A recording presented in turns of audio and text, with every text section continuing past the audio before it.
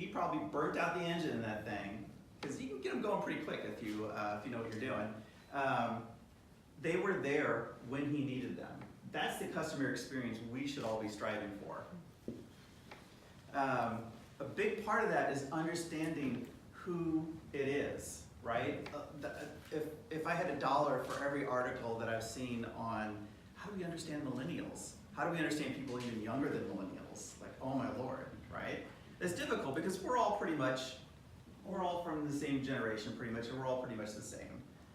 Like you, I try unsuccessfully to be social with people at work during the day, and then I go listen to doom metal at night, right? That's pretty much what all we do, right? I'm sure there's a few of you that do that. If you think about the diversity that's in our room alone, understanding our customer is super duper important, right? When you take a walk, typically outside is beautiful here. You've caught the one bad day of the year that we have, maybe 2 or 3. But when you walk outside, it's we feel better and we feel more creative. We're not really sure why, and we're not even sure if that's true. So what they did was they had people put on these things called a NIRS headset, N-I-R-S. It looks like something you'd see like in a 70s sci-fi movie with all like the wires coming off of it. And Marguerite and I have worn them. And these wires all go into a computer, and the computer is running this program to see what the blood flow is like on the surface of your brain, right? But the cool part is it'll run a laptop, which means it runs on batteries, which means you can walk around with it. So, oh, there's a barista that I know. Oh, there's actually a couple people in the back there that I know. That's cool. If it's one that you've never been to before, the magic of Starbucks is that if I go to a Starbucks in Kuala Lumpur, it's going to look strangely the same as the Starbucks I walk into in San Francisco. How's that? Right? It looks very similar. They'll have their own decorations, they'll have their own take on things, but it will be very comfortable. It'll be very approachable. When you walk in, they don't want cognitive dissonance, like, whoa, what did I just walk into? This looks like something out of Austin Powers, right? That's not how I expected the London Starbucks to look, unless they were doing it on purpose. They want it to be approachable. They want you to spend your cognitive time thinking on, well, what is it that I actually want to drink? They don't want you to think about, is the service going to be bad? Am I going to get a latte that's kind of subpar? They want you to be thinking about what it is that you want to get.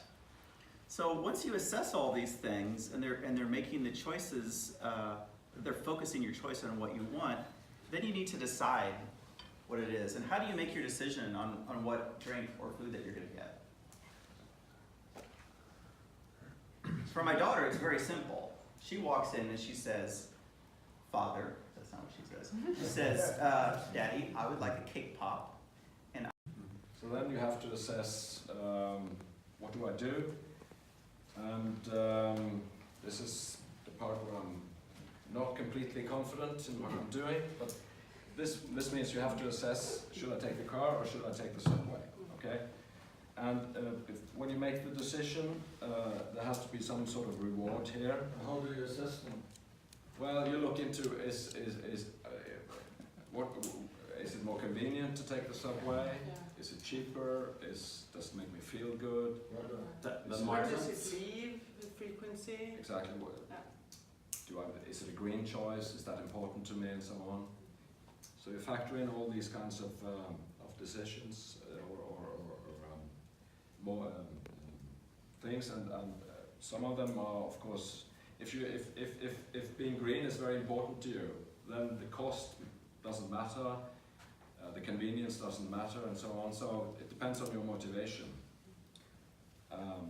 Let's say you're a very green person, you want to do the right thing by the environment, then the reward is that you know you're doing a good thing for the environment, you don't use your car, you don't pollute, and so on.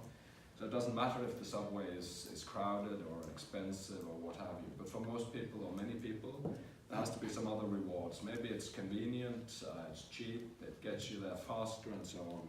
And we were discussing that because here you can have people, maybe you're in a dream, but you don't have really high expectations. You know that it will be crowded, you maybe won't get a seat, so you don't have these high expectations. But then you have like 6, but then you come on board, you get the great seats and you get some excellent people talking to you. So actually you go on with In Norway?